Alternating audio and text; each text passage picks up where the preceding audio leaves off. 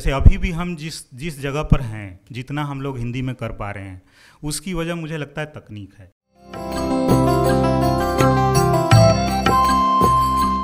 भाषा का जो संकट है वो दरअसल समाज का संकट है। हमारे साथ शैलेश हैं, शैलेश भारतवासी, और वो उस हिंदी को बरतते हैं, उसको विस्तार देते हैं, जिसे अगर बहुत ही सहज ढंग से कहा जाए तो अध्यापकीय किस्म की या दरियागंज से जो सर्टिफाइड हुई हिंदी है उससे हिंदी मुक्त होती हुई एक नए दायरे में प्रवेश करती है। और ये बात जो कही जा रही है उसका एक सिरा ये है कि बहुत सारे नए लोगों ने लिखने के दौरान कलम घिसाई से कहीं ज़्यादा चप्पल चटकाए हैं, और शैलेश ने उन्हें एक अवसर दिया है और बहुत ही खम के साथ, बहुत ही ठसक के साथ वो नई वाली हिंदी पर बात करते हैं। लेकिन मैं शैलेश चाहूँगा कि थोड़ा सिरा पीछे से वो दौर, हिंदी ब्लॉगिंग का दौर, जहाँ वर्तनी, भाषा, लिपि, फॉन्ट ये सब बन रही थी प्रक्रिया, और वहाँ से ये पूरी नई हिंदी है जिसमें शिकायत कम है। शिकायत क्या मतलब, मेरे ख्याल से मैं समझ पा रहा हूँ कि आप जिस हिंदी की बात करते हैं उसमें आपको अब फ़र्क पड़ना बंद हो गया है, यदि मैं गलत नहीं हूँ। हाँ, तो प्लीज़। सबको नमस्ते। हालांकि आपने हम जो हिंदी बरतते हैं उसकी बात की, लेकिन मैं वो अब इतनी बड़ी बात नहीं रही, क्योंकि मतलब एक छोटी सी लाइन में जो आपने बात कही कि जो अध्यापकीय हिंदी है या जो दरियागंज से सर्टिफाइड हिंदी है, तो दरअसल हमने तो उसका केवल नामकरण कर दिया ना। सारे लोग तो इस्तेमाल वही कर रहे थे अपने, मतलब अपने लिखे में, अपने बोले में सारे लोग वही बोल रहे थे जिसको हमने एक नाम दे दिया। तो वो जैसे होता है ना कि आपने कोई ऐसे कहीं कोई मतलब लापरवाह चीज़ है, कोई ऐसी चीज़ है, लावारिस चीज़ है, आपने उसको अपना लिया, आपने उसको इज्जत दे दी। सब लोग तो कर ही रहे थे वो। तो खैर मैं उस पर ज़्यादा कुछ नहीं बोलूँगा। मैं सबसे पहले जो सुजाता ने बात कही वहाँ से बात मैं अपनी शुरू करूँगा कि जब मैं मतलब ब्लॉगिंग के माध्यम से हिंदी का जो उस समय परित्यक्त रचना संसार था, वो परित्यक्त ही कहेंगे, या जब जिस समय नामवर सिंह ने इसको कहा कि ये सब कुछ कूड़ा है वहाँ पे, उस दौर की बात है, या राजेंद्र जी ने हमारे ही कार्यक्रम में कहा था ये तो दोजख की जबान है। तो उस समय में भी हमने देखा, जब शुरुआती समय था, कि हम मतलब हमारे यहाँ कोई अगर एक कविता की लाइन भी लिख रहा है ना, तो उसके अंदर ये भावना होती थी कि वो असल में हिंदी की सेवा कर रहा है ना। मतलब ये जो ग्रंथि है कि मतलब कोई भी, जैसे आपने कहा कि मैं टेक्नोलॉजी से मतलब इसमें आया, तो मेरे अंदर कोई सेवा भाव नहीं था। मतलब मेरे अंदर मुझे एक अवसर दिखलाई दे रहा था, क्योंकि हिंदी की मान लीजिए जो लघु पत्रिकाओं की दुनिया थी वो जिस तरीके से चलती थी, और उसका जो मतलब तरीका ऐसा नहीं था कि वो गैर लोकतांत्रिक तरीका था, लेकिन वहाँ तक पहुँचना शायद हम लोगों को मुश्किल लगता था। और इंटरनेट एक ऐसी सहूलियत लेकर के आया था ब्लॉग के रूप में, जिसमें कि आप स्वतंत्र थे पूरी तौर पे, और वहाँ पे आप उसी भाषा में काम कर सकते थे जिसमें आप बहुत सहज थे। और जिसकी भी पढ़ाई लिखाई शुरुआत में जिस भाषा में होती है, मतलब माध्यम के रूप में, उसकी सहजता उस भाषा में होती है, वो तो और किसी भाषा में हो नहीं सकती। तो ये वजह थी। लेकिन मैंने ये पाया कि ज़्यादातर लोगों के अंदर अभी भी, जैसे आप हिंदी के अपने इतने छोटे छोटे वृत्त हैं, और जो मतलब एक बड़ा सा अगर समुच्चय है तो उसमें छोटे छोटे सबसेट हैं, वो कभी भी इंटरसेक्ट नहीं करते। मतलब जैसे हम लोग करते हैं, हम समुच्चय पढ़ते हैं तो सबसेट पढ़ते हैं, सेट पढ़ते हैं, तो उसमें जो छोटे छोटे सेट्स हैं, वो जो बड़ा सा एक आपका वृत्त है, उसके अंदर वो एक दूसरे को कभी भी इंटरसेक्ट नहीं करते। तो हमको पता भी नहीं होता कि इस तरह की भी दुनिया है। मतलब बहुत सारे लोगों को पता भी होगा कि ऐसे ऐसे भी हिंदी के आपको लेखक मिलेंगे जिन्होंने 500, 1000, 200 सम्मान प्राप्त है उनको, है ना।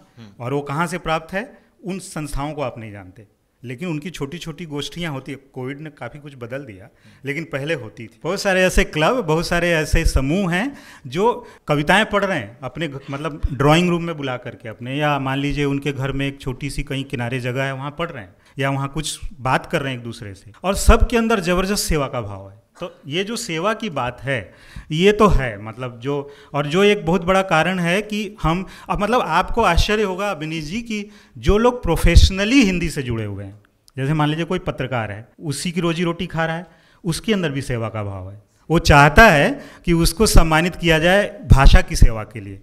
पत्रकारिता की सेवा के लिए चलिए किया जाए, अच्छी बात है। तो मतलब ये एक बात है। खैर, मैं अब ये जो समावेशी वाली बात की वो तो मुझे लगती ही है कि हमारी भाषा जो है, जब मैं विशेष तौर पे अगर मैं अपने प्रकाशिकीय अनुभव की भी बात करूं, तो जैसे अब जो नई वाली हिंदी में हम लोगों ने ये एक तरीके से हमारी अपनी ऐसी रणनीति रही, अभी भी है, कि जो ऐसी देशी भाषाएं जो आमतौर पे सुचितावादी लोगों के लिए ठीक नहीं मानी जाती, जैसे मान लीजिए हरियाणवी है ना, मान लीजिए बिहारी हिंदी है, बिहार में तरह तरह के डायलेक्ट्स हैं, उन सारे को आप भदेश कह के या जैसे भी आप त्यागते हैं, दरअसल आप जब तक त्यागते रहेंगे आपकी भाषा तो बड़ी ही नहीं होगी। हालांकि वो भी एक अच्छा तरीका नहीं है कि भाषा एक राक्षस बन जाए, लेकिन अगर मैं उस तरीके से भी सोचूं कि मैं हिंदी की सेवा के तौर पे भी, तो ये तो सबसे प्राथमिक आवश्यकता है कि आप उन भाषाओं, मतलब उन बोलियों को, उन बोलियों में लिखे को जिसको आप साहित्य नहीं मान रहे हैं उसको मुख्यधारा का साहित्य माने। मुख्यधारा का साहित्य भाषा के स्ट्रक्चर से थोड़ी बनेगा, वो तो मतलब उसके कथ्य से बनेगा ना, उसके विचार से बनेगा, उसमें भाषा का तो इतना बड़ा मेरे ख्याल से रोल नहीं है। तो लेकिन ये समावेशीपन अब मेरी अपनी भाषा में फिलहाल मतलब कम है, अब इधर होने लगा है, क्योंकि जैसे आपने कहा मुझे तो फ़र्क नहीं पड़ता। अब हमारे साथ मान लीजिए अब इतनी मतलब एक बड़ी दुनिया बन गई है, मतलब वो बड़ी दुनिया असल में हिंदी की बहुत बड़ी भाषाई दुनिया से तो बहुत छोटी है, मतलब लेकिन जो हिंदी का एक पढ़ने लिखने का समाज है उसमें एक बड़ी दुनिया है, उनको नहीं फ़र्क पड़ता। लेकिन वो संख्या भी इतनी छोटी है कि उससे भी दुनिया को फ़र्क नहीं पड़ता। खैर, तो एक तो ये बात हो गई। अब मैं एक और छोटी सी बात करके अपनी बात ख़त्म करूँगा कि लेकिन फिर भी मुझे एक चीज़ इसमें समझ में आती है कि जैसे रविकांत ने और आपने एआई का जो जिक्र किया, मुझे लगता है कि आने वाले समय में टेक्नोलॉजी, जैसे अभी भी हम जिस जगह पर हैं, जितना हम लोग हिंदी में कर पा रहे हैं, उसकी वजह मुझे लगता है तकनीक है। क्योंकि अगर हम सोशल मीडिया का भी देखें, क्योंकि अब तो मीडिया वही है जो भी है, हम लोगों तक पहुंचने का रास्ता सबके लिए वही है, न्यूज़ चैनल भी वहीं से पहुंचते हैं। तो उन जगहों पर आज बहुत पुरानी बात नहीं है, 7-8 साल पहले तक किसी देशी भाषा में आपको बहुत कम कंटेंट मिलता था लिखा हुआ। अभी भी आप उसकी क्वालिटी और उसकी बात करेंगे कि बहुत सारे विषयों पे नहीं है, वो एक अलग विषय है, लेकिन अब बहुत बड़ी संख्या में लोग कम्युनिकेट कर रहे हैं, मतलब अपनी भाषा में। आप वो अगर उनका मतलब 1 by 1 आप ऐसा कहेंगे कि मतलब पारस्परिक जो कम्युनिकेशन है एक व्यक्ति से दूसरे व्यक्ति का, चाहे वो व्हाट्सएप जैसे माध्यमों से हो रहा है, उनमें भी भारतीय भाषाओं की उपस्थिति बहुत ज़्यादा है। और उसकी वजह भाषा नहीं है, उसकी वजह तकनीक है, उसकी वजह क्योंकि लोग तो बातचीत तो अपनी भाषा में करते रहे थे, अब उसको रिप्लेस भी ऑडियो ने कर दिया है। अब ज़्यादातर आप देखिए, जो मतलब मैं अपने ही रिश्तेदारों तक को भी देखता हूँ, गाँव में भी मतलब मेरा कोई दोस्त है जो कम पढ़ा लिखा है, वो अपनी बात जब मैं उसको देवनागरी में लिख के भेजता हूँ तो उसको लगता है कि इसको मेहनत जितना लिखने में है उससे कम समय में वो रिकॉर्ड करके भेज देगा। तो तकनीक ने मतलब बहुत सहूलियत दे दी, जिसकी वजह से आपकी भाषा दौड़ रही है। तो मुझे ऐसा लगता है कि जो भी ये बाउंड्रीज हैं उनका सलूशन तकनीक से ही आएगा। जैसे एआई के रूप में, मतलब जो मुझे लगता है आने वाले टाइम में ये बैरियर शायद ख़त्म हो जाएगा और बहुत जल्दी हो सकता है, 6 महीने 1 साल 2 साल में हो जाए। कि अभी जैसे हमारे सामने अभी भी ये बहुत सारे लोगों की मजबूरी है कि वो अगर अंग्रेजी में गिरिराज किराड़ू की तरह नहीं बोल सकते तो अच्छी नौकरी नहीं पा सकते, है ना।